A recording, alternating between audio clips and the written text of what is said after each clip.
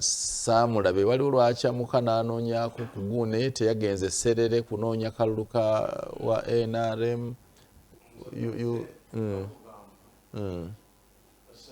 Mujja mu ggoolo bwe bakuba penalty tabuuka gwe bamba ku jimu genda nze banzijja mu dda 10 years ago. Okay. Banzijja mu ggoolo. But you can't have activities ogenda okunoonya. Let me tell you, bw'osoma ebyobufuzi, there is no way an opposition political party can win a by-election against an organized party. Why? 3 issues. Nti, 1, mutegeera oba mwawangula luli kiki ekiba kyayisiza abantu. If you won democratically and your member of the parliament dies in an accident, in normal circumstances, musobola okufuna relative way to get a sympathy vote. It is not working in Saturday today. That's 1. 2, nti tebalina political intelligence, tebalina research. Mubalowooza gula bululu na violence. Baani b'oyogera? Aba government, ab'NRM. Sente bazibba. Mu political science batugamba bigambo byonga bikaawo nti a by-election, all of the devils of government converge in one place. Why? In a general election, what you call them devils? Anti bayita ba devils. Say all the opponents of government. From political science tukugamba nti by-election, a government, an organized party, ruling party cannot lose. When tuyina ekigambo tukita losing and being defeated. Losing means in political science nti you embarked on avoidable mistakes. Museveni does not lose in Kampala. Is not defeated in Kampala. Museveni loses in Kampala. He embarks, his agents embark on avoidable mistakes. So that one is not a defeat. It's a loss. It's a loss. To lose an election and to be defeated are different in the political science. You embarked on the popular policies. In both you denied victory. Yes, so mistake is are they not avoidable? Oyola border z'abantu. Oba. Sfejene kobera mu Kampala ne kakakinala ke kukumi. Damage yo nakajiteka ku party na Museveni. Kakati if Museveni does not handle this man who is Ababa State Council, totally defeated. Museveni is very popular in Kampala. I'm telling you. Museveni is popular in Kampala. And look at the history. What are you saying? By the time Tumuebazi became minister in charge of the presidency, Kampala, all of the councillors of Kampala belonged to NRM. Moses Byaruhanga yali akabyemu enkoko n'amazzi gundi akali cheap. Yes. Kakati kikutegeeza nti 1 abenaalemu bo balinda ekintu kimu. You don't see any activity in a by-election before Museveni goes there and take the money. Ate sente zebabawadde kakati oyinza okusanga ng'oyo ekyamukwasiriza abadde ku side ki. Sente bazibbye tebaziwadde baloko leaders.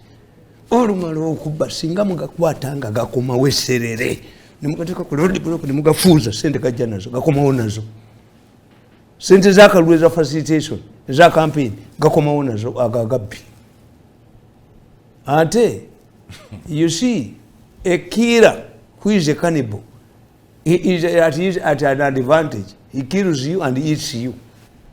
He benefits twice. Do you want to compare NRM to that killer? This is a political activist, like a killer who is a cannibal. Why? Even if your NRM is defeated, era babakwata ne bagenda mu kooti ne bagwaba ne basaba Museveni sente. Let me tell you, omukazi gwe bawangula oweruweru yasaba Museveni $8,000,000. If that money, because going for an election, never kuwangula, how can you say that your lawyers are demanding million lunana naduli bamusibanga bamusibidde mmeka? Why is it that the NRM candidates who lose and go to court demand billions?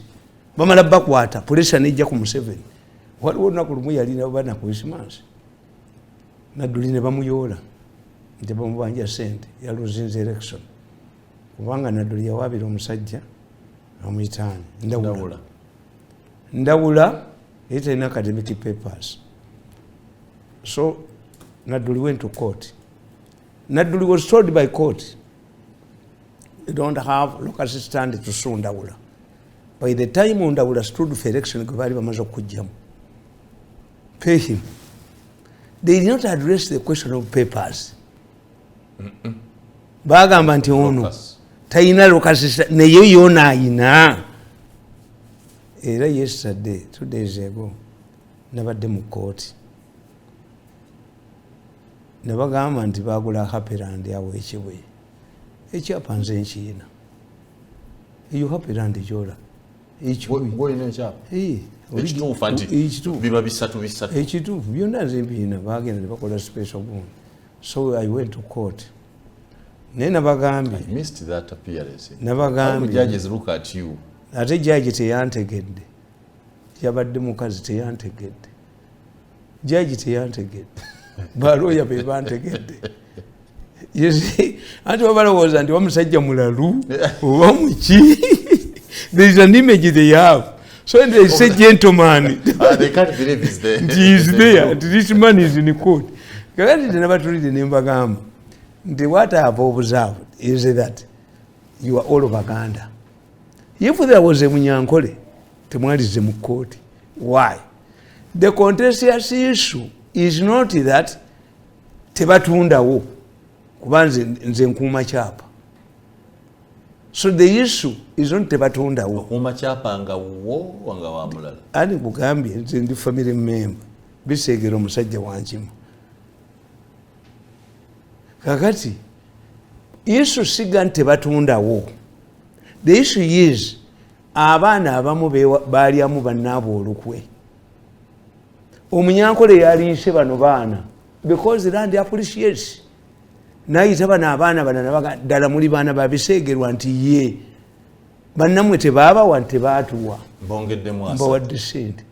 That's Munyankole because land appreciates. Omuganda afiira mu kooti abalamuzi bazimuliyeko balooya bazimuliyeko. Bayibuli ekugategeeragana ne muganda nga temunagenda mu kooti. So he was there in court. Why should I pay for land twice? Nagula ku Tamale Mirundi. Anti bano. Tamale Mirundi afuda ate Tamale na bobu nsumbwe. The Westerners. Why? Omuwestana Mwankole. Bwoba toyina sente zisiba sengenge Mirundi yena giveeko. Osiba bagikuula. These are experienced people in fighting land battles abanyankole. Kibola temubasobola. Bewaabwe ettaka lyakulwanira. Kati basanga bana Baganda abakolima bali bajja ko. And they don't reason. Why do I go to court? Because these children balinga bana. They are not saying ennamwandu. They are not saying nti tetwagala tutunde.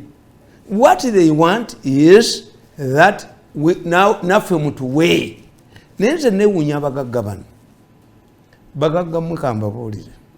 Mukolera bwereere. Bwe kibanga omwana wa BMK, nze BMK yali mukwano gwange nnyo. Nnyo. Gamba yali mukwano gwaffe. Era nze BMK buli myezi 3 nagendanga ku dduuka awo ne mpiikinga w'essuuti. BMK yali aŋŋambye nti ojjanga n'olya wano n'abaana bo. Nesagala filisingis. Ne mugamba nti abakozi abanda banga ndya wano balabanga akutte ku resources ezo. BMK. He invited me when he was launching his book. Personally ranga me. Kubanga twava mu kali akazimba akali eri. BMK Kiseka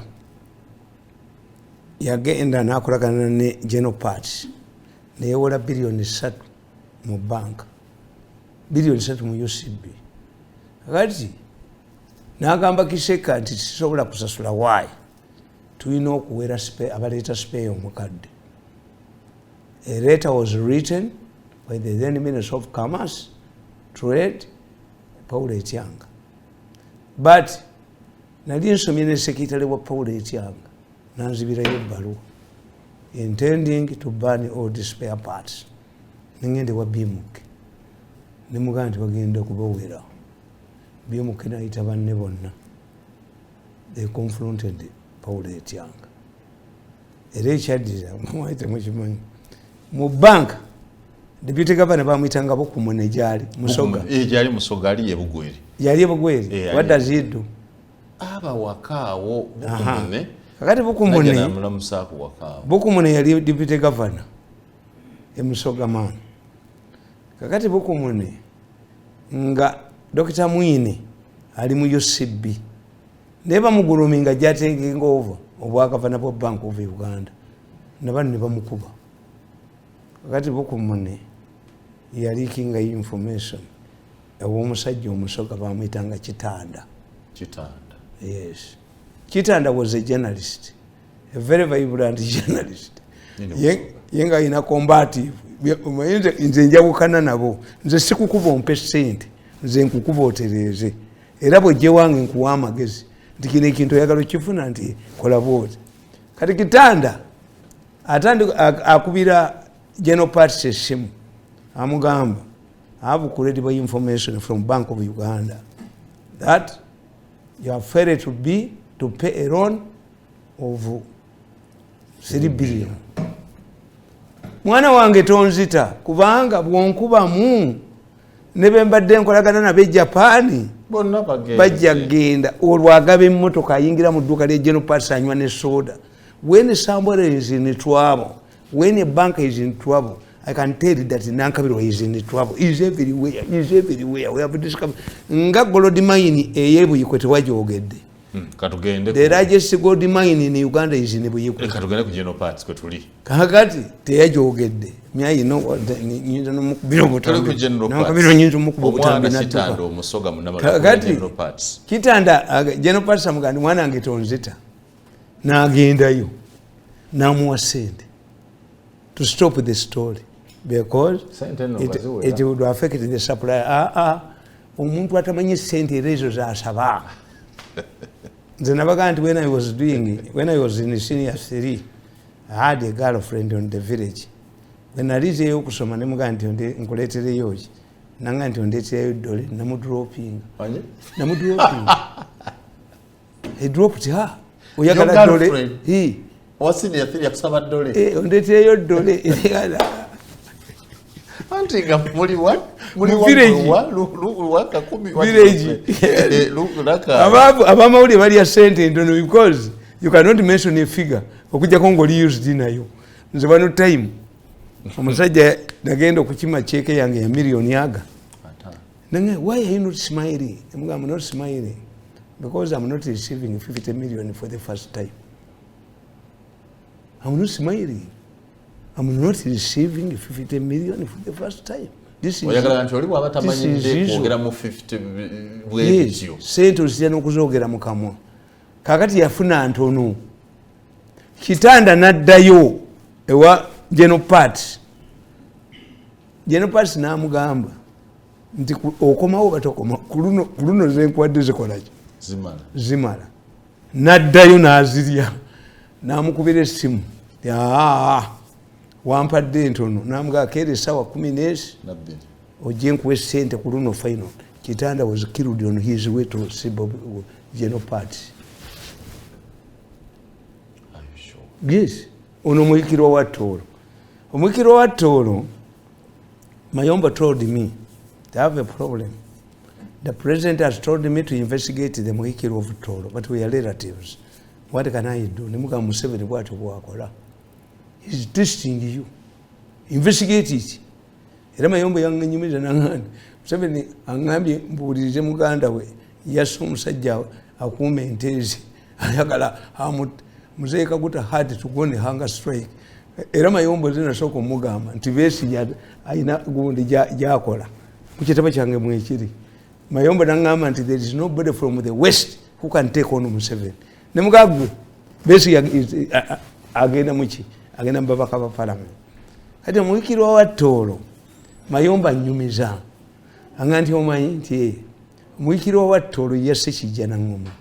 Why? Omusajja yatta Kijana Ngoma yali edisi wa Jino Mugisa Muntu n'adizatinga n'afuuka highway robber.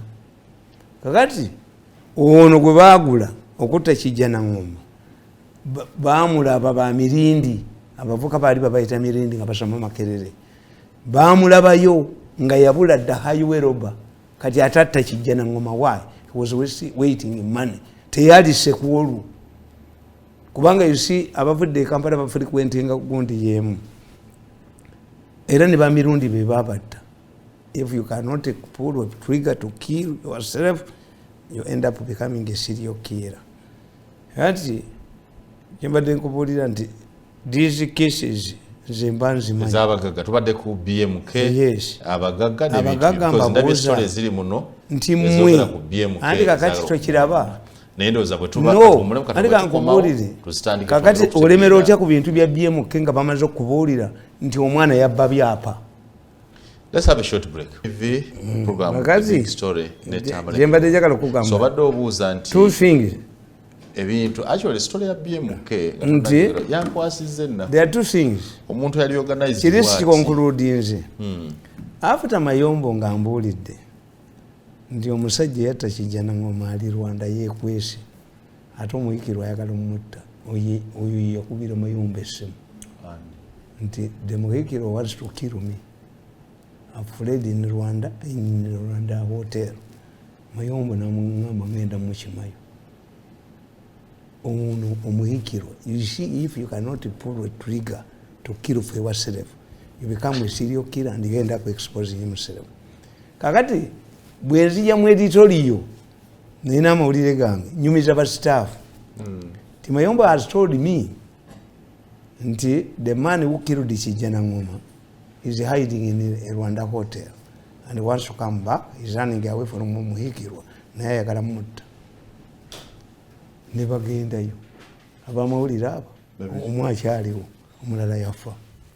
Ne bagenda bagamba Omuhikirwa nti bosi waffe alina story ekwatako n'abagamba mumuleete namugamba the man is very arrogant tasobola kujja tasituka bagamba but then wali mwavu ne wali arrogance eyo yali ne wali omwavu because then we poor even when I was a kid bagina practice ewaka mbo batikimimaze tebali ya mmere bwe bamala okulya emmere mu mido mbo mujje mulyo bamunakima amazimi. I don't you go ahead n'okunyima emmere.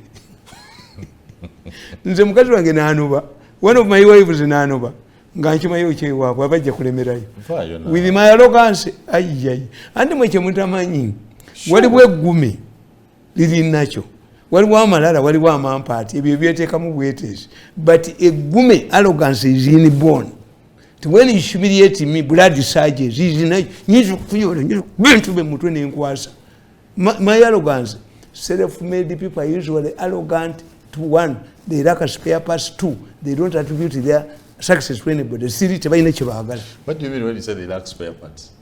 Ate bakolebwa bokka, tebakanikibwa, tebaweebwa magezi. A self-made person taweebwa magezi. So he has spare parts. He lack a spare parts. You cannot advise me. God, once I want to achieve goals, and animals in Yakakuminga Nwana. You get a carrying your mutu. Nobody, even women, cannot mention this. No reconciliation, but compensation. I like no reconciliation, but compensation. So you are still waiting for compensation. Yes. That I agree. You don't have to make money. Omanyoyo gundi Kalyango bamwita Kalyango. Ngatakede Omuhikirwa. Era naye amuliddeko ssente Kalyango yeeyagadde Kalyango bambadde amasuuti omulala gwali bamuyita Mutima. Anti bali ndi walinga Omuhikirwa bamugamba nti balina arrogant man tasobola kujja. Abawa bandeetere. Kati bwe bazimuli akanga tebasobola kukimensioninga nze abantu bangi bajja wentudde ne baba bbanga ndaba. Bw'omuwa ssente ate agenda kuvuma nnyo I like money but proper money. I cannot eat food in a toilet.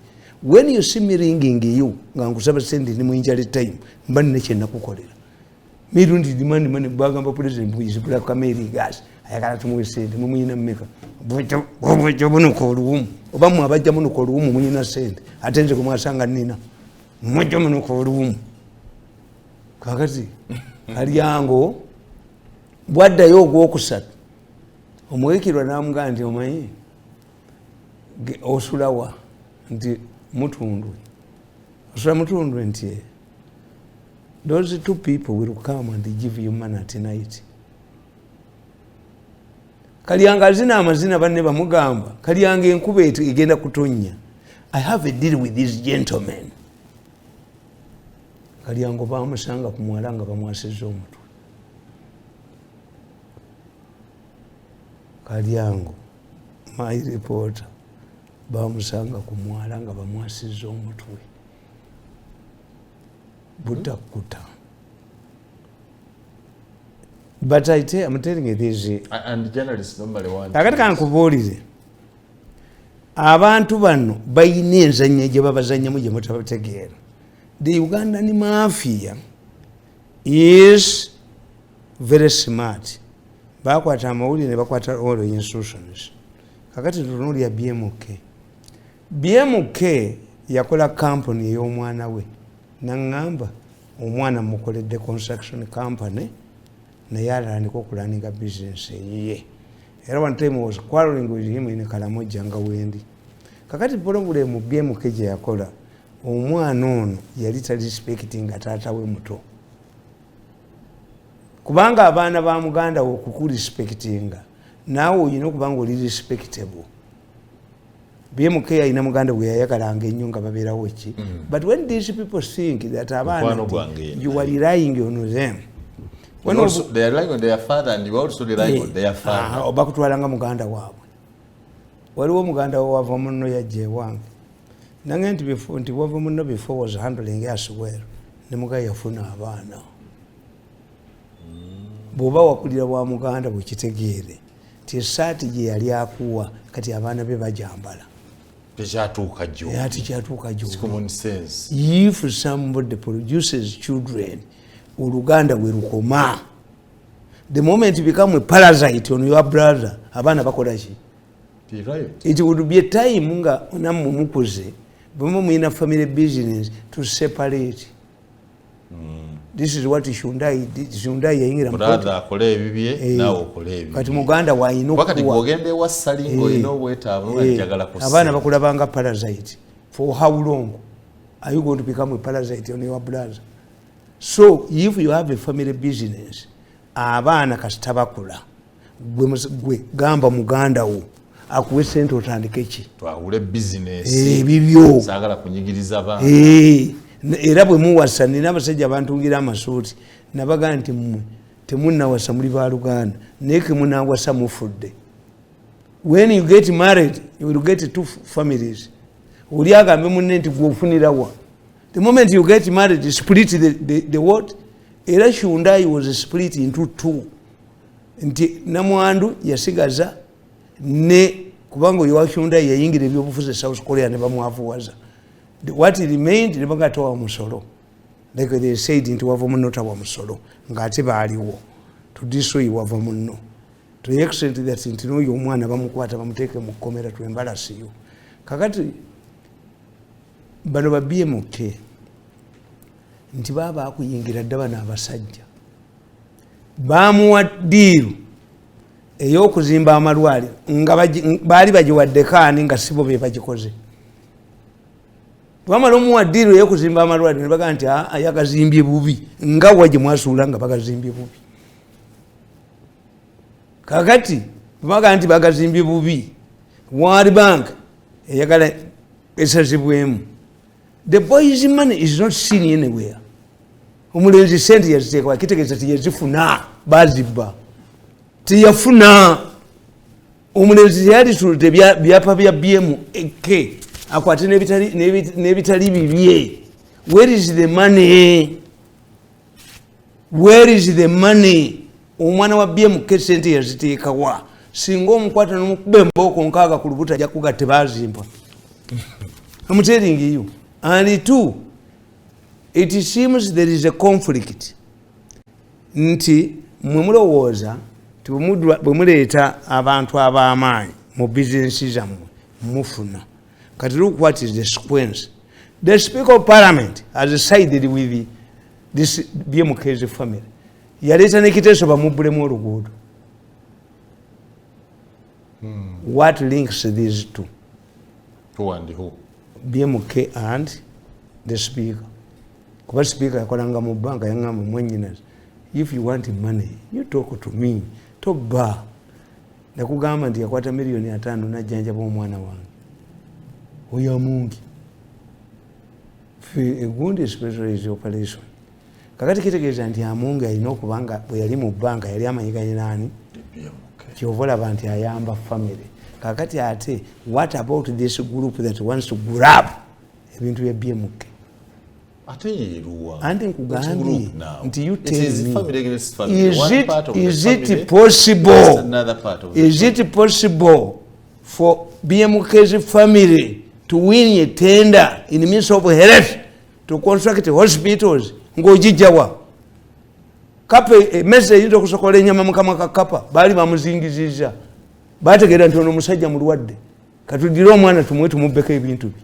These people lukufa, the infiltrates you from far tosobola bategeera omwana sente yaziteeka wa. 2, if you have found out nti omwana ebyapa bye yasinga si bibye, why do you killing on other people's properties? Bwana yabiforginga. Ate ebiri forged ate mutunde. So on one property kuliko ebyapa bibiri ekituufu n'ekikyamu. Yababba. Lwaki mwakola kutwala ebintu bya abo shiriki ngeyingira nga nkusuula eddalo. Shiriki. Zimba biro shiriki. Ejogeri. Kakati that's one. So bw'obasuula eddalo. Nti mmwe temutegeera nti BMK baba akuyingira mudda. Bw'ogenda okubeepankako Sembule yasooka okukola amabaati agakala naki naye obusirwe bwali bweri. Sembule Electronics n'akola radio Makula amanya g'Abaganda nga Makula sipeya wayo ali ludda. N'akola banka Sembule banka Sembule Silmiru zinajja n'agenda mu PTA neewolayo sente ne badda mu byaligo aba PTA banka ne babuulira banka bazenne waazo nti muddamu mmuwola kuba bajja bakimazikirani ngena kibagobamu ne bagamba nti kale katukubobe kooti otulabe tukume finances ne bakuba Sembule n'agwa Sembule buli omu ayavuwala kaki ne bagamba nti kaki yampita lwakuna nanga nti abakuba omwana wo ono junior bakuwadde $2,000 ne muganda nti sizikwata ku nagenda waffe nze ndi musajja waabiri sijja kukwata ku $5,000 konzi baki abakuba omwana wange nti abamuhoozi ne muganda muhoozi $5,000 ejja $1 tukompasa kuba junior nezirekayo ne lwali lwakuna ne mugenda obuzima amawe yaliwo. I think the woman is dead. Genda ogamba abakozi ba keke boyo gumu kaki namukwatanga motoka ze nga bazibbi ate nga ayinamu system. Kaki ayina system ng'abalaba nti oba olimbale n'omulimba nti oli Kampala yegiyina ewuwe.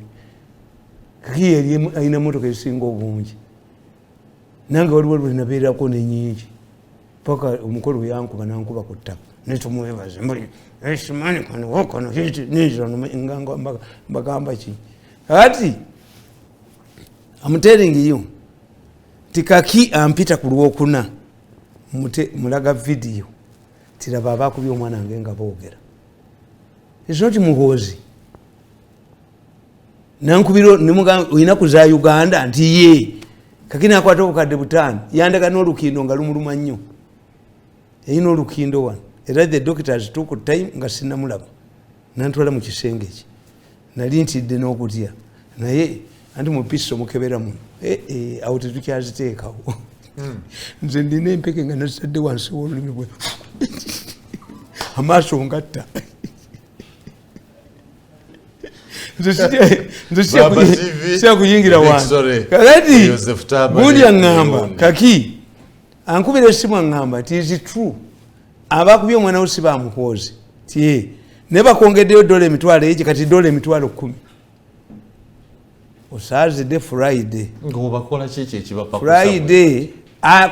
kaki ekyamukola obubi yakwata video ye namuwa n'agitwalira bali nga batudde mu meeting nga mbalaba okutisaidi ng'okuba omwana wange nali mbalaba ate bwe bamukubira kamera bazijjako nga tebamanyi miso ebirina miso terina kyetayina kakati ampita ku Friday saaliwo nali ngenze kunoonya muvuko oyo gye bamuzaala nteekeyo emmanduso tekeyo mizayiro alabe shiriki yoka yebasobola shiriki yoka bo balowooza mbu bwe batujooka tugenda mu bakayanja kayanja naye mulya mmere nganze nga mwagaza ati kayanja yalina essimu ya Katonda waliwo pasita yalina essimu ya Katonda mu ggulu kati bwe ngende waabwe ye nasiiba eggomba Friday era nasangayo mukono gwange twasomanga ffenna taata wange yali gombola we Maddu ne Muduma n'Empenja I grew up in Gomba kati I found him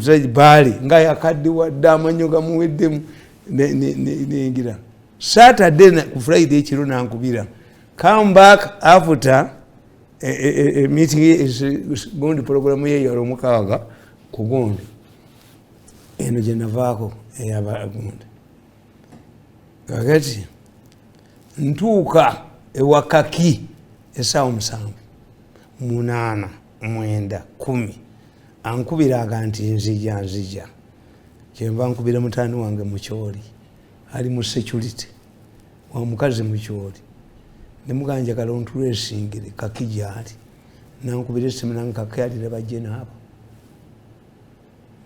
ane bajje naabo kakati nga kaki mutega nga ye takimanyi nti nze ndinde $10 10,000 ku ssaawa emu banzitire mu kkubo ng'ebyuma byabakutte conversation yonna kasa nafuna ki tekakyalina bajenoza aba omumufumu waali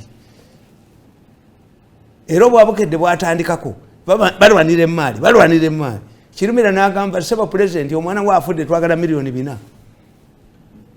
he knew what was going on golabye byakakiba birwanira naye ayinawo kakati mumulowooza yes the big story Kirumira Tamale Mirundi eri tumwine yali akuba gundi Lieutenant General Angina oluyi over property Angina one rank from General omukube misana tuku because Kirumira ne yetulira bwali waliaza mukulya Kirumira nga ayogera nga gundi afudde eri tumwine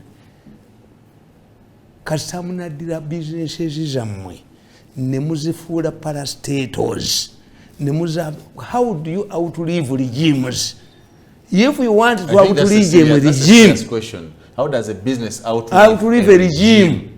What you are having a government parastatals, and we have been here. Engoye z'omwatu zigula wanze nzigula wakadingidi atunda bulungi ate wakisa. Where is Kadingidi? Kadingidi was mulembe kwa Amin. Where is Kadingidi? Where is Kadingidi? No more. At one time, Nasuru Abudala had the largest fleet of buses in East Africa.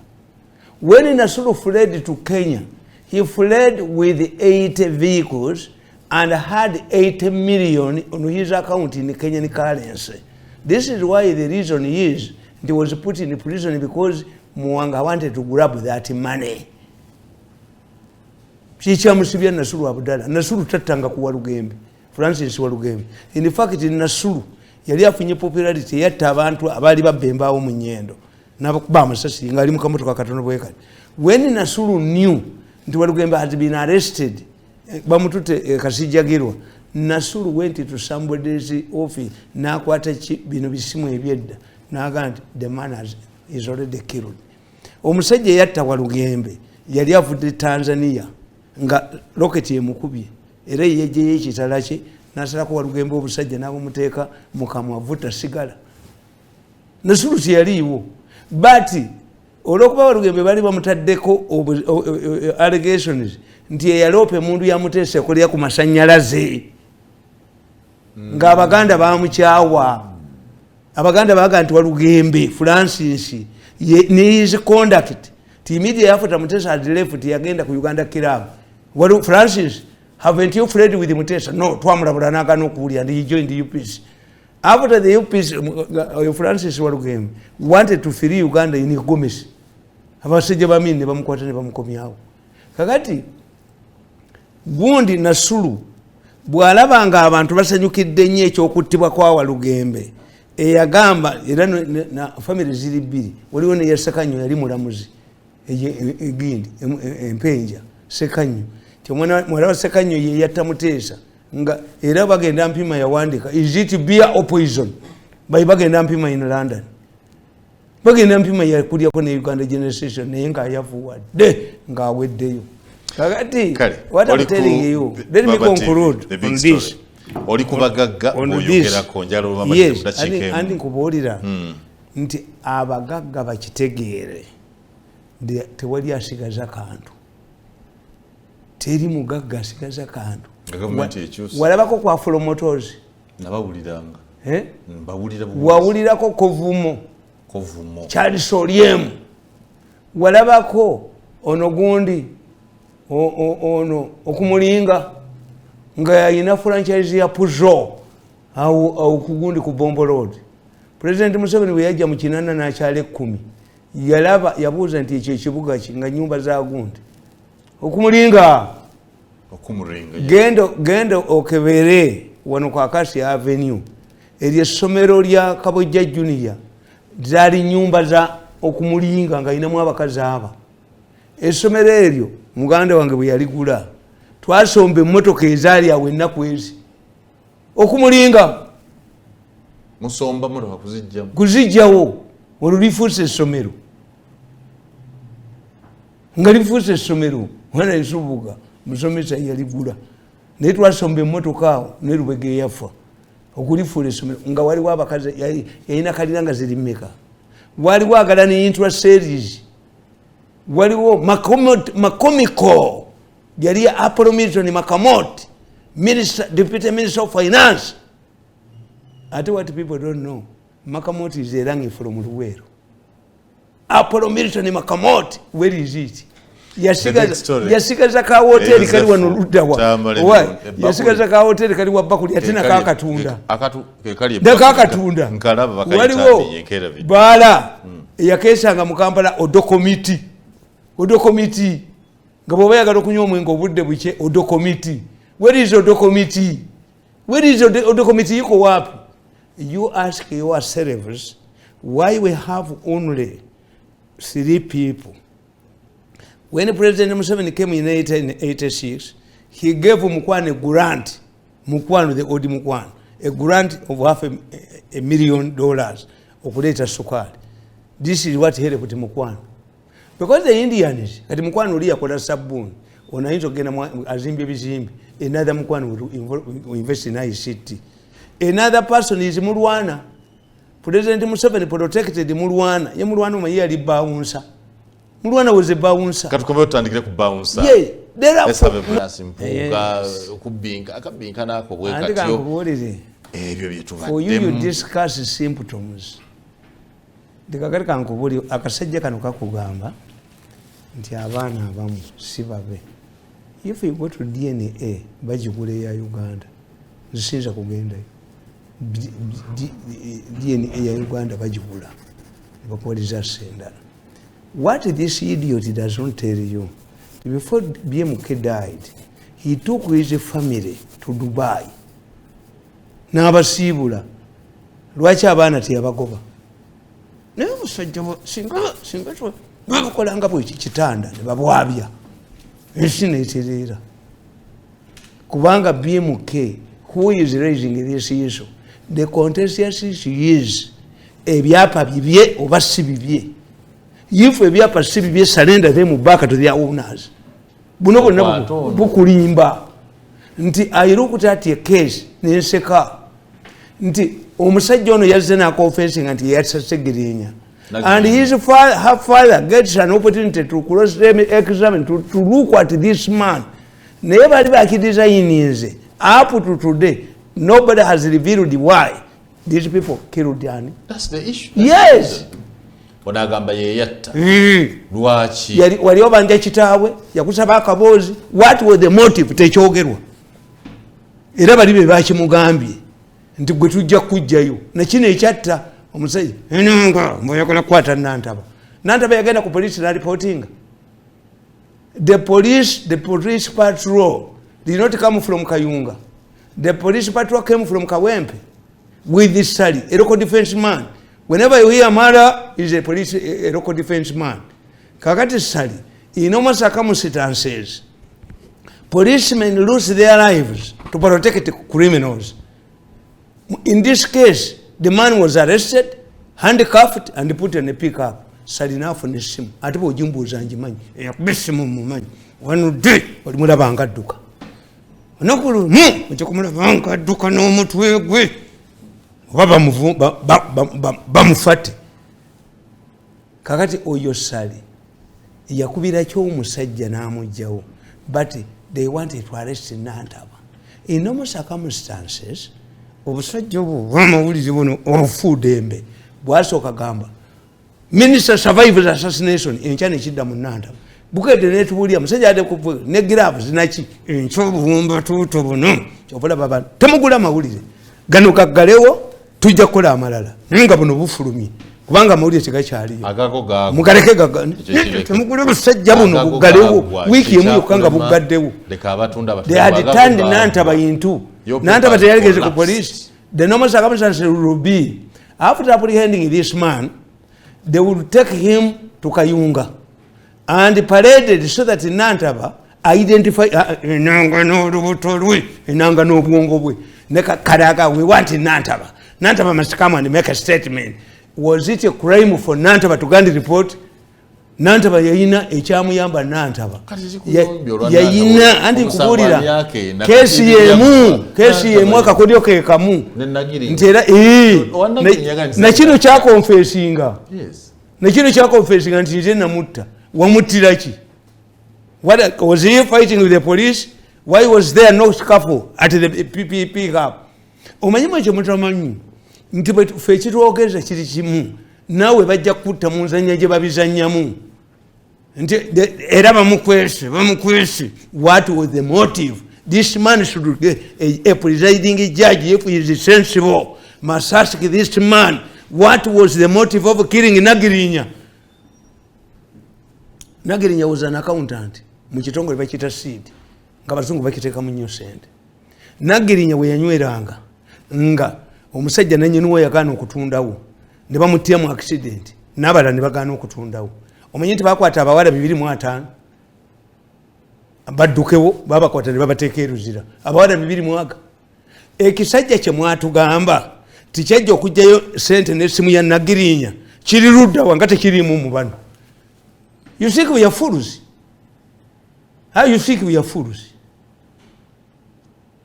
And the reason you are seeing kyobola nkugamba when a government changes ebintu bitambula. Kakati gundi economy yali kajonoonyi Bush Obama yakola ekintu eki. Obama yagaa nti amakampuni gonna naga private tugawe sente on condition nti ffe tubasetingira salaries zaabwe n'allowances ba managers. The economy went back to normal.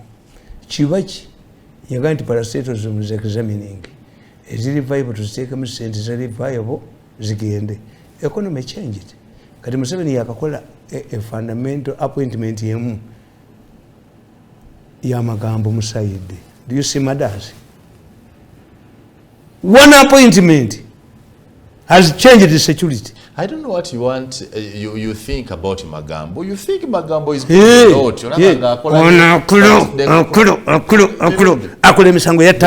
report year 2022 the crime rate has increased by 18%. Yes, it's because of poverty. Yes, is he a preventive officer? Magambo investigates. C'est preventive officer. Naye akulo ebbanga lyonna ate mu document nzaakulo bwali batadduse ne bamukwatira ono nennakalema tujja bateeka mu zzu. Waliwo abakazi abajozewa n'abantu abeetaaga okusibira ebutabika abalalu abasajja ne mubawa enjaga ne walagi ne mubagaliramu ennaku nnya. Baba TV, the big story mbagamba you are looking at a serious murder case ya Ssegirinya, yes, and perhaps it is okay for a citizen to look at the loopholes in the investigation or the confession. Most important issue is the motive. Do you think that sometimes the killer does not know what simply hired nti twalina ebimundu ebikolerere kuba bwe boogera emundu era tebabatta kubya amasasi okiraba tebaba kubya amasasi namulinnyako what was the motive oli namukuba ebintu tubuulire motive yo wamuttira ki wamusaba kaboozi wakolaki kuba nze nakuluuzi bbiri miso tyono omuwala yali mu kibiina bakiyita seed kiri nsambya nga yakawuntanti nga babbi sente. The second one we yanyweranga nti nanyinibo oli yali agala okugulawo ku kifuba n'agaana ne bamuttira mu accident era Ssegirinya bwe yafa bayoolawo abawala 25 Nateete ekisajja ekyajja okuggyako sente ku ssimu yandi kiriwa yuko wapi yo mujenga yuko wapi na at least ye magambo atuleetedde abatuufu oyo akuleyo kwatanga bakyamu abatuufu ne bagenda n'abataka wesi n'olwaliro tebalabikanga anti baabize n'abakirumira tebalabika abataka kawesi yaleka recorded tape sigiina kawesi left recorded tape which I accessed kawesi yaleka abamutanga aboogedde lwaki ojjukira gwe nti kawesi yagamba bwe bakuba lubiri lwa mumbere yagenda okulaba Museveni police yali involved. Kawesi had received an appointment to see Museveni Tuesday, was killed on Friday. Ono mbayira w'omubiri natandika obbizanyiramu era bwe bakola bwe bati nembagamba kati munateeka kimu kooti to divert kusema kubatuufu babukidde n'obwa monitor nobuno busimenye kukola ni nagundi kakati nkugamba kati tusoma when you look eya Ssegirinya the same if you are intelligent omuntu yenna bw'abeera ku limanda amalako ennaku 36 on a capital offense. Yes. Kakati all efforts tezaali za kubatulwanyinga era kyovola babajjako tewali agitatinga kidandala oyo Ssegirinya talina buyigirizi kidandala yakola ebintu bibiri Ssegirinya talina kidandala n'agamba nti njagala mutubuulire ekitabo ky'abagenyi abajja okulaba Ssegirinya meaning Ssegirinya teyali kitali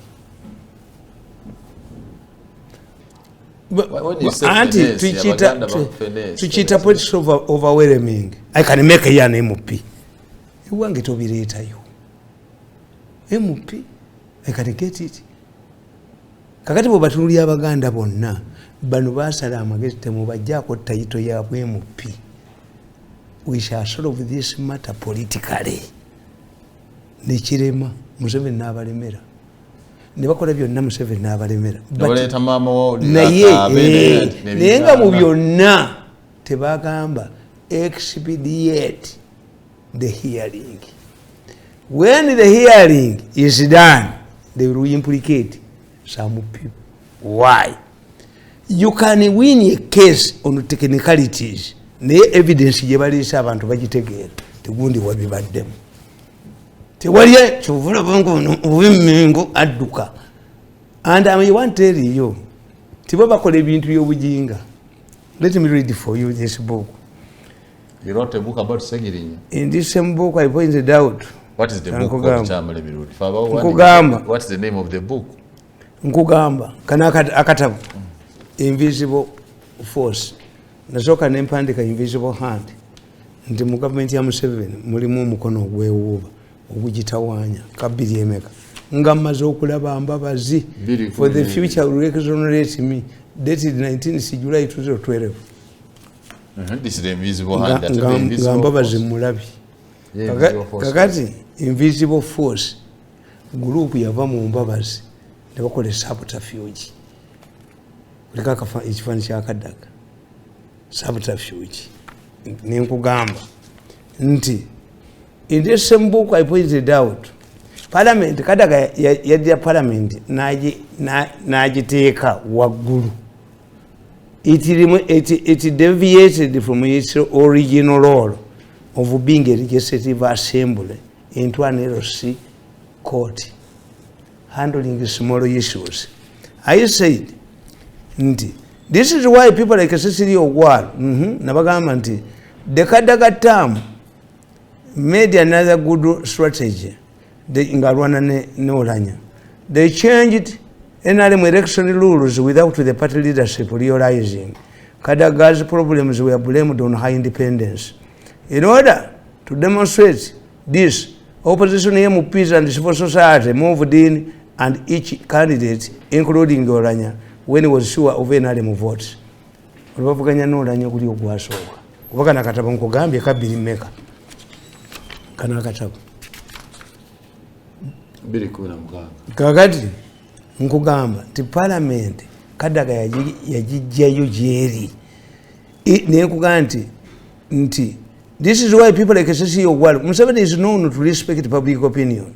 Kuguli ogwasooka Kadaga yabayitako nengamba parliament ekubye executive. Politics is perception. Ani akola?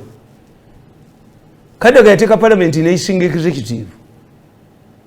Politics is perception. Ani akola?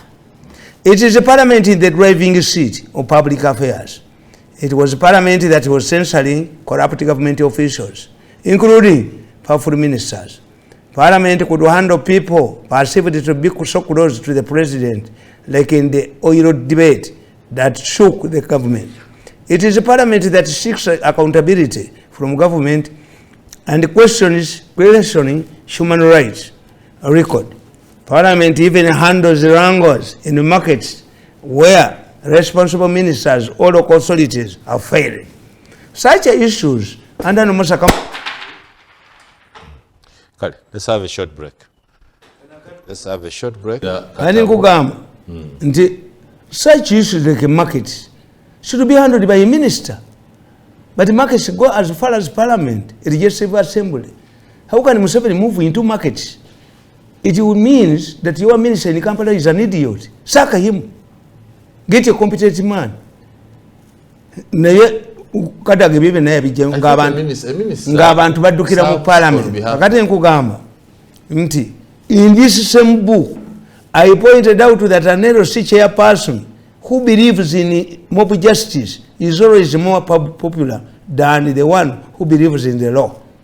It is blind loyalty to the executive that had undermined Edward II's powers. Kadaga n'akitegeera nti Sekandi ekyamuleetera obuzibu nga buli kyonna Museveni kyagala akikola. Kadaga n'abeera different. Mob justice nga parliament yeekolera ku mobu tukutwala ne weekweka kakatolaba abasajja bakumanya bagezi Namuganza ali mu states waliwo company mu America eyagala okuteeka sente mu national housing naye olaba bwe baali bamugobye omulala yazi niye mulowooza nti sente zammwe ezo musekeko ebifaananyi byammwe basajja mmwe sente zammwe mwekka olaba babadde bagobye Namuganza. By this time there would be a new minister akole ku deal eyo. Kyova olaba ensi yabatamwa Kamiro nti bannammwe bonna bo bajja kubawanikira ttaala bo bajja mulye mwekka ffe twajja tubawanikire ttaala tubafukirire amazzi mulye. Namuganza must go in a humiliating manner because somebody else should handle this money. Doesn't take out his salary. Mumugagawalidde ku salary obujozi obali mu mitwe. Are you rich because of salaries? Nali kwa bajoga abantu bonna ne babajoga ne babateeka ku ttaka babakubye Museveni yabakubye nalabye omusajja ng'agamba. But you people, you have cut off my hands, you have cut off my legs, I'm remaining with your head. Yes, we have put up a monitoring team to monitor your activities for 6 months. You will not descend from your status, you know it, but we are going to handle you. But tell Mirundi to stop attacking me. I'm not attacking anybody. Why are you not paying Mirundi? The person who grabbed my money is now. Mirundi is money. All the checks were done. The bank process was done. But Museveni and Muhozi have blocked it. Museveni, executive, was such law. Who becomes more popular? People want justice here and there. Whatever Museveni yafuna ku security nti wamaje tumukubama sasa akutta omukazi. Kakati nkugamba Ssegirinya bagwawa. Nakugamba nti Kadaga ekyamuwa amaanyi. Thirdly, The handling of the rebel MPs and the Kadaga more support when she rejected the party resolution to get them out of parliament. The party position was that once a member is stripped of party membership, they lose their parliamentary seats. Kadaga, who is a member of the executive committee, supported the two laws. She did not oppose the resolution, but refused to implement it as a speaker. The rebel MPs and the public trust and their popularity soured. They were seen as the voice of reason in the party, which was being threatened by internal dictatorship. Kadaga created a chamber in parliament to accommodate them. Her decision was upheld by the Supreme Court. Kakati, situation is anti-situation is anjawulo. The problem of NRM, there even in a single party state, the backbenchers in the parliament must criticize government. Bano bachita, NRM ya bachita, kokasingi. That's why many MPs of NRM don't talk. Bwebagenda mu kokasi nga bagamba uyonoyo bebajja okwogera kati gw'olyogera ddi abaana bo bazzukulu bo baligamba batya nti wali mu parliament nga wali matamabuuku epate chama cha mapinduzi even in Kanu during Kenyatta's time backbenchers must, because in parliament that's when eloquence abantu bebakutegerera. This is why the so-called MPs buli omutekawo kulonda bakomawo. Why? Abantu bebabategerera. Are more popular than before. Why? Jogo nino kalimo yatundanga sumbusa na ina nakujoga nabatasoma ne bakubira simu. I'm with 3 man now. Jukube simu nkuvume.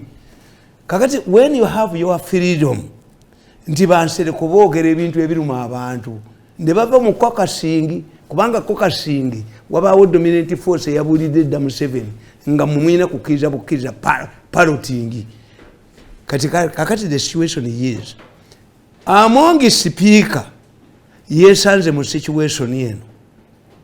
Why did Kadaga secure protect the MPs, the rebel MPs? Yes. Kakati situations zifanagana nga wasoma logic. When these people, what these people did, Kadaga bamuyamba bana abana. Why? One, they were popular. The second, and this is why, party yabateka ku discipline measures. Kati abana bano bagenda mu kooti abo bansereko. Abalamuzi nabo baali bayagala dda kubanga abalamuzi nabo baagala credibility.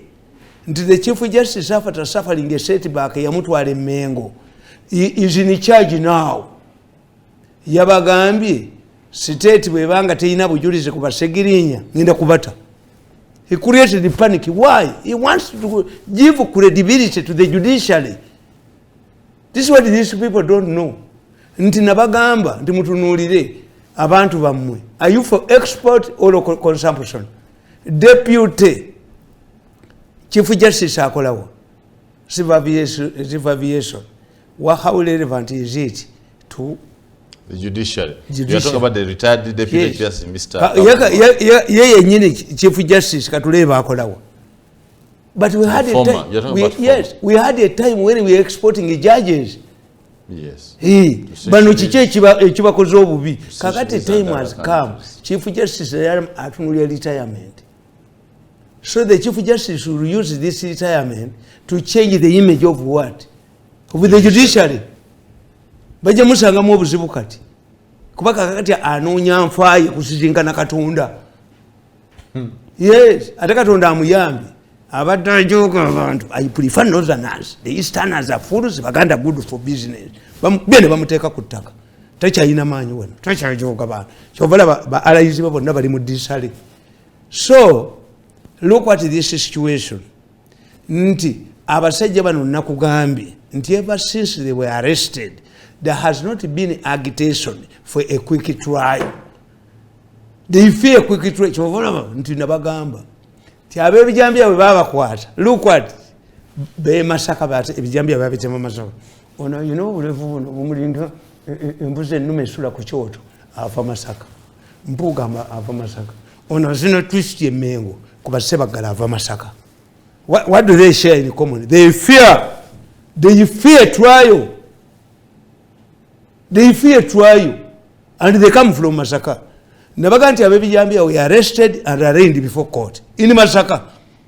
They were taken there and Gatabasibi Njegere. Chitata was taken in Ganamikere Babisibi. Over the Tokitata and the Bijambia people. And here they are single Kuba movie. The big story? Wait. If you look at Bijambia, Biari Bigoba pipeline. But Mamu abantu bo batekawe byapa basasule. Bijambia Bigoba pipeline. The oil pipeline. Kakati what happened? Ebintu bino byofumba bino luusi. Kakati nkubuli. Bijambia ku pipeline. Ettaka mwe ligenda okuyita babasasule bagobe bona fide beneficiaries. Bo bakolewe byapa. When the oil was discovered in Bunyoro, you see the Bagungu and the Balis, and who knew them? That's an African psychology. Banobati Baina Kueva Sente, Ramarabi Bobu in Jalazi, about no kids about to Mitwari Setunga Bali, you welcome. The Prime Minister welcomes the refugees from other countries. Uganda. When you have internally displaced Ugandans, like during Obate's time, can you believe that we have, what if we do without sugar? And we settle Ugandans. Nebo bwe ni abawe mudde. Chobola bano banadini bano. Omanyi tulina omufere kanzu, tulina omufere sati n'omufere gandula. Kati abafere gandula be bavuddeyo. Ebishiya. Walk the talk. Abaana mu bakebera amafundo. Mu masomero gonna n'agamu. Tulaba abashiya z'abatali. Bobi Wine yabagamba okutunda ekkanisa eno eri mu Kampala ebakonimira. There are two shameful monuments in Kampala. One, a kanisa bakolumira je mwatunda. Muambala amagandula ne mugende wa Museveni abatulya ngala mu lugirwenda biro mutayina kyala. Gwatunde kanisa. Gwalwanyise ebisiya be batunde kanisa. Two, eno. Engala bitekanga bala mu kibuga. Waliwo denti omwana w'engalabi. Mayiga yakanga bazengalabi mu kibuga. Ate najo bajjula mu wakati. Ssaabasajja Kabaka ayita atya mu ngalabi wakati. Nga ne batuba tukubengala bife baba jambaje gisongeko baba jambaje giwunyeko baba jambaje gisongeko tukuyita omusekera nyuma engala betuyita musekera naye omwana nakanga bazo obuwemu omwana Mayiga nakanga baze engalabi mu Kampala engalabi wala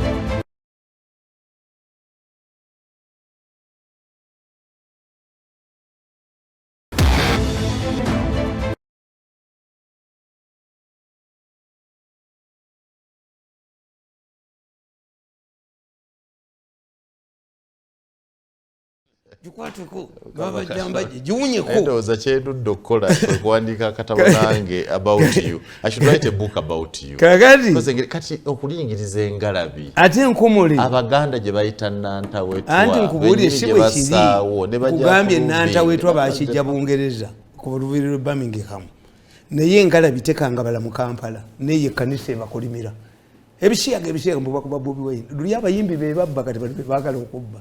Yeah, I can understand. Yes, Serwada, I ingira mu out of Gundi Kosan. No, you know which of one move. Ubanga Gutemagala Basias. Lwachi Mubajatula Nabakafiri, Abadi and busy. Never to run a Kazim. True lazy. Religious council. Religious council. That's tolerance. The Europeans are tolerant. Bishop Abadi and busy. And yes. Bobokiriza Bazaza Katunda. Abasiramu baga nti kasoyogera nti Yesu mwana wa Katonda. Why does he sit with these Christians? Have the Messiahs told you that every bishop must be a Messiah? No. This European is tolerant. What we have in Africa is different. Forceful. Ebyaba is forceful. Ebyaba is liberty. Liberty.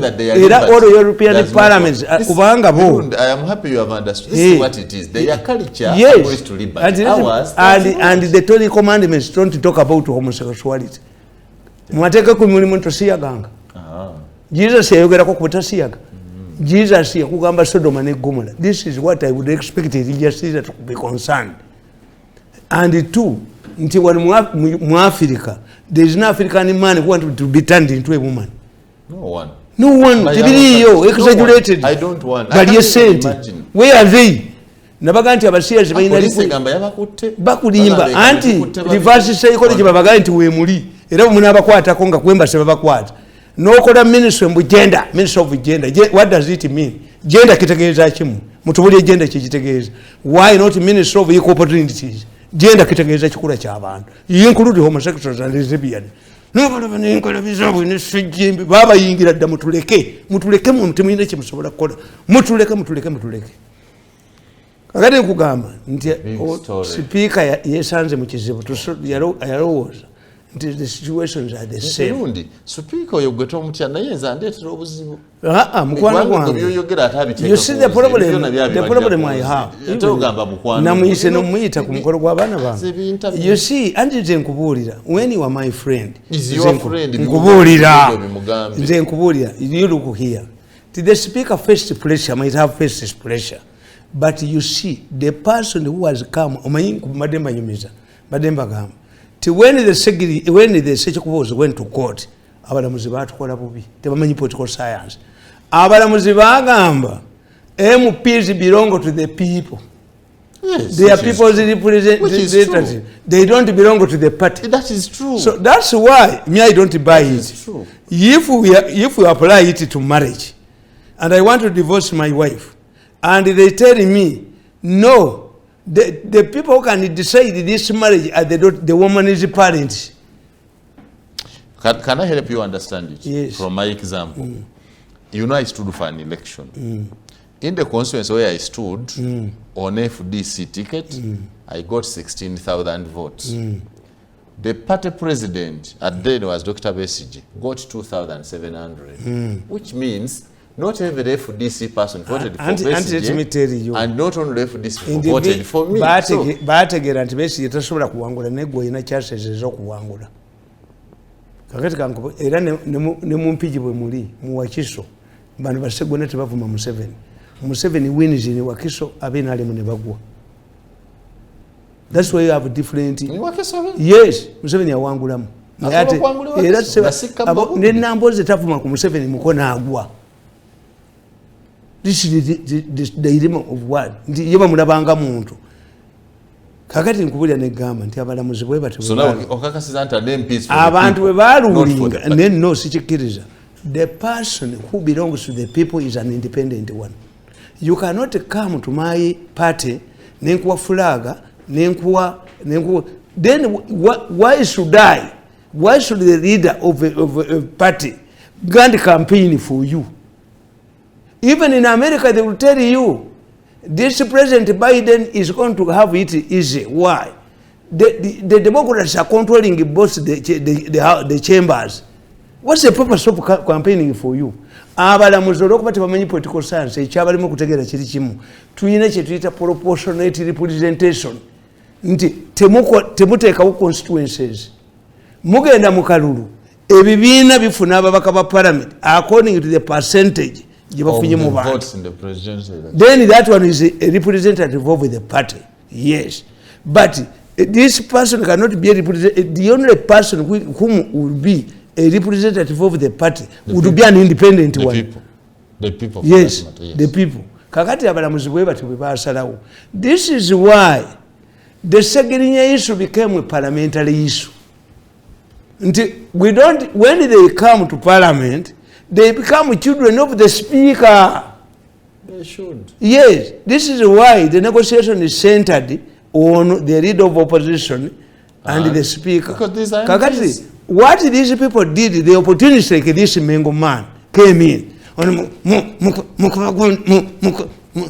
Nena duka nava kwena ali msekretari andi nkubolidde we bakyononedde. Two, why do you isolate Bobi Wine? Can you do anything with it? Because he's not a member of parliament. Yes, let us assume. Are you saying that when our children go to school they become properties of the school? That you can do things without informing me? Is that what you are arguing? Can you do anything with the NRM MPs without involving Museveni? Why do you think that you will humiliate Bobi Wine? The intention is they want to isolate. Bobi Wine have already written. Bobi Wine is always nurtured, watered by the government. Mistakes here with Bakola. Bobby Wine rides on their mistakes. Nti an organization eya UN which invited Bobby Wine in Nairobi office yayo bazigaddewo wano. Kati Bobby Wine yafiiriddwaki bamuyise Nairobi. Temuga nti office ya wano yeyayise Bobby Wine. Bobby Wine mugezi office yano yagirekawo ne bamuyite Nairobi. Bweyogeredde Nairobi eya wano mwagigadde. Kati ajagera ne Tanzania mu galendala.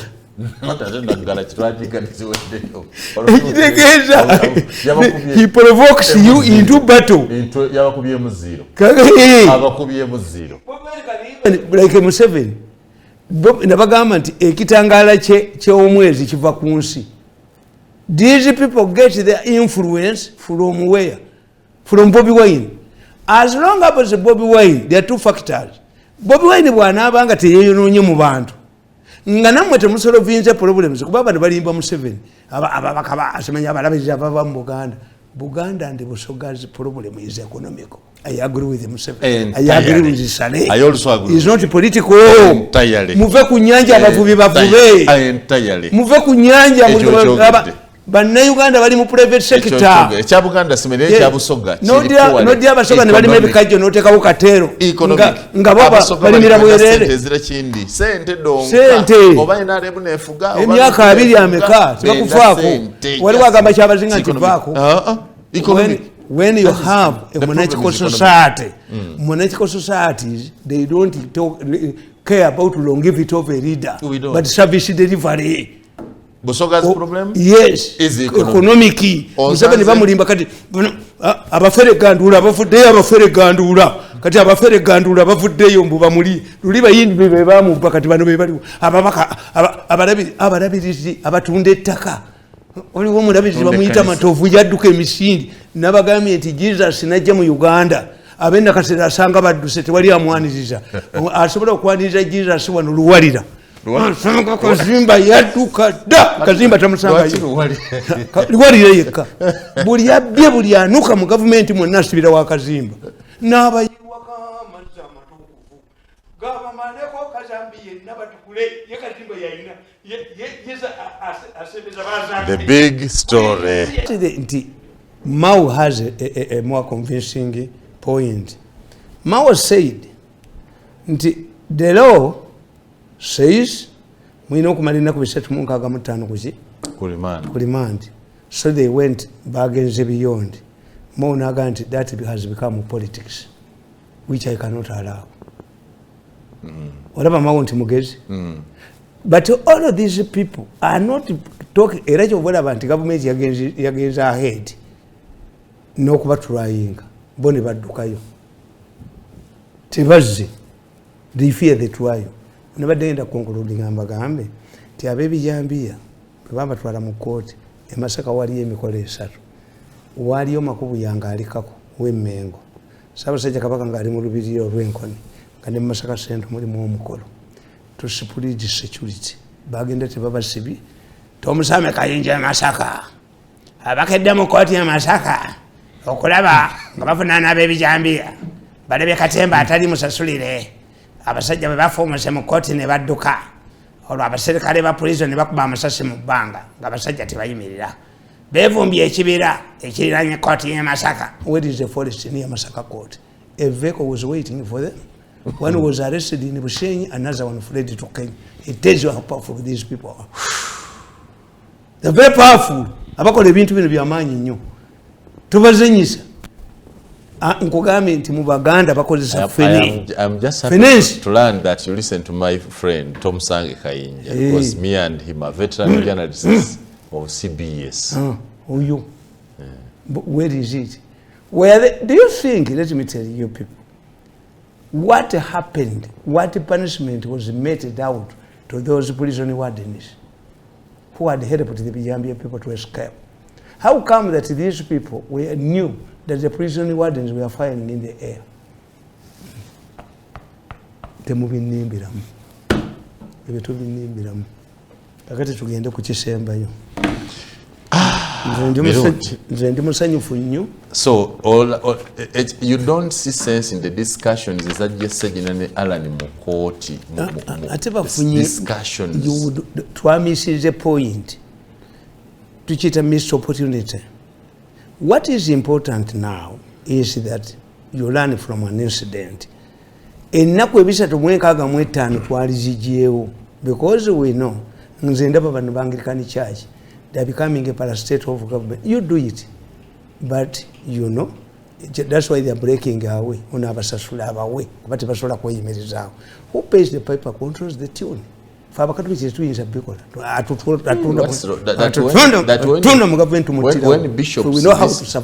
visit the president, you want to say they are becoming a parastate of government. They are becoming no movement centers as government. You are becoming a parastators of government. In Singapore, you are now saying that their independence as religious leaders is eroded. We missed a point. Since we know that the government can hold its opponents on a holding charge for 365 days and beyond, why don't you get a law? Because you have a very useless courts. The anti-corruption court stinks like a corruption. It stinks more than corruption itself. They are not fighting corruption. Kakati ani gubali bakote. Biba influence. What we would do? Are they doing a corruption or deception? You call it deception. Deception. They allow the real ones to go. Titwali bade tuyambisa kesi ya Ssegirinya when we have God. All the people are equal before the law. Attempts to intimidate Museveni to release them on bond because the issue was bond. Release them on bond. They have made sure that they don't create a situation of creating by elections. That would rather help Bobi Wine to go to parliament.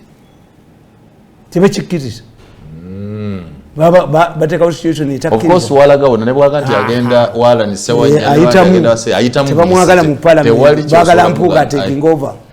Mpuuga bajja mu baba uyu mwana ekibiina kifugira kufatwa kasaga nti huyo mayinja mubawadde haita mutaka ekibiina kifugira is a cult taliyo naye ssebo eyatoola yasula gavumenti ng'ali luddawa wazawe yatoola Khomeini yasula gavumenti ya Iran ng'aweereza butambi fatwa ekibiina Bobi Wine ekifugira ku fatwa yekasakuga nti oyatulidde okujjako nga yeye nyini gwe mukutte yeye nyini Bobi Wine will destroy himself. Bobi Wine will destroy if you get a scandal involving Bobi Wine. Ate Bobi Wine mugezi nti agenze ye reforminga n'ebidongo yabivaamu wa sacrifice ebidongo. Who has ever sacrificed his job? Source of income. And once you sacrifice to society, I left a job. Naguleka.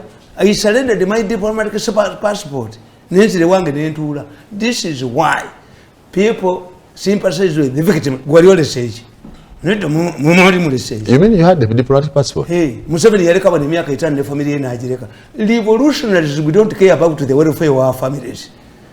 This man will come and knitting before you and swear ramas. Kakati nkugamba. So nti ekyo tukifunye. Ekyo kimaliriza bulungi. Twali badde tukugamba. Nti tuteekawo court that handles political cases expeditiously. That's not a political case. It's a murder case.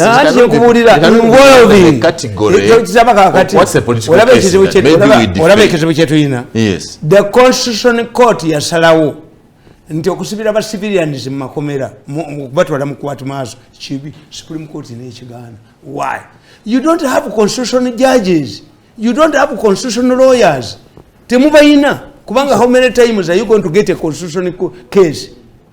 Abatasoma constitution who are completely green and illiterate about constitutionalism. Bacha ne beteekawo ne wiki zaabwe. They are appointed. Yes. Ati kakati conflict yetuyina. May I say it, If I'm a soldier, I don't want omubbi w'enkoko bamulete muki. But I sympathize with Museveni. Nti abantu bonna Wembule be yatta baali babatadde. But it was akulu. Ye ino katero mukali buli sente. If it was magambo tebyali baddewo. Akulu. Personally. Ye yasalawo kulya sente. Kakati so when you look at what is now the case here saying we now to define Gwasoma political side. What is the political case, for example? If you assume nakugambye nti the problem you have, how do you know that a drunkard man, a known drunkard, has died out of beer or poisoned beer? How are you going to separate a political activist from a person whose rights are violated by the state? Kakati oyina kuleeta bujulizi, oyina okuleeta obujulizi nti obujulizi bubuno buzze Museveni takukwatidde bwereere. Mirundi olwaliro bwentyo bwenjimaliriza webali kujja tujja kweyongerayo n'emboozi yaffe ku mikutu gyaffe gyonna, emitimbagano gyaffe egya YouTube, egya Facebook, egya Twitter, egya TikTok ne walala. Baba TV.